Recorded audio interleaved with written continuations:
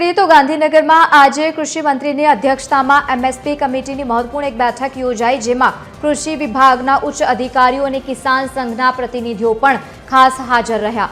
વર્ષ 2026 અને 27 માટે ટેકાના ભાવો નક્કી કરવા અને તે અંગે કેન્દ્ર સરકારને ભલામણો મોકલવા મુદ્દે વિસ્તૃત ચર્ચા કરવામાં આવી છે।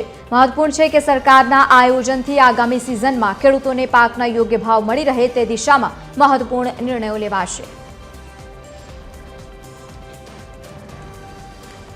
વધુ માહિતી સાથે એસોસિએટ એડિટર સોનલ અનડકર જોડાયા છે। સોનલ, આજે એક મહત્વપૂર્ણ બેઠક મળી છે। આવનારા સમયમાં ટેકાના ભાવે ખરીદી જે થતી હોય છે તેના ભાવોથી લઈને અલગ અલગ મુદ્દે ચર્ચા। શું વધુ માહિતી?